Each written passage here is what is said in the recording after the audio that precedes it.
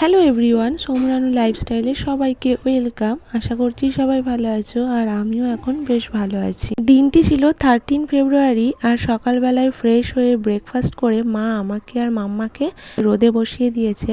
এই সকালের রোদটা তবু গায়ে লাগানো যায়, কিন্তু একটু বেলা হয়ে গেলে ভালোই গরম পড়ে। আর আমার মা দিদা সবাই বলছিল এই সময় একটু রোদে বসা ভালো, তাই একটু বসেছিলাম, শরীরটাও ভালো লাগছিল। তারপর মা আমাকে তেল মাসাজ করে দিচ্ছিল, আর এই মাসাজটা ভীষণই আরামদায়ক। আমার তো বেশ ভালো লাগছিল। আর কি বলতো, মাকে ছাড়া মা হওয়াটা খুব একটা সহজ নয়। মাকে কোনো কিছু মুখে বলতে লাগে না, বলার আগেই সব কিছু বুঝে যায়। মা যেভাবে সন্তানের কেয়ার করে অন্য কেউ সেভাবে করতে পারবে না।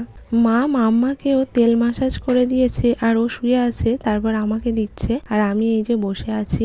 আর আমার মাম্মাকে নিয়ে এখন কিভাবে যে সময় কেটে যাচ্ছে বুঝতেই পারছি না। শুধু আমার বলাটা ভুল, আমার মা বাপি আমার তিনজনারই মাম্মাকে নিয়ে সময় কেটে যাচ্ছে। ওকে টাইম মতো খাওয়ানো, স্নান করানো, জামা কাপড় ধোয়া, অনেক কাজ থাকে। আমি শুধু ফিটটা করিয়ে দিই, আর বাকিগুলো আমার মাই করে। মাম্মা আমার কোলে ছিল, তাই খাওয়া লেট হয়ে যাচ্ছিল, তাই মা আমাকে খাইয়ে দিল। তারপরে জামা কাপড়গুলো তুলে দিয়েছে, ওগুলো একটু আমি দাঁড়িয়ে দাঁড়িয়ে ভাঁজ করে নিচ্ছিলাম। তারপর একটা ফল খেয়ে নিলাম। আমার বাপিরও স্নান হয়ে গিয়েছে, ওকে নিয়ে দোলা দিচ্ছে, ও ঘুমিয়ে পড়েছে। তাহলে আজকের মতো টাটা, দেখা হচ্ছে আবার নেক্সট ভিডিওতে।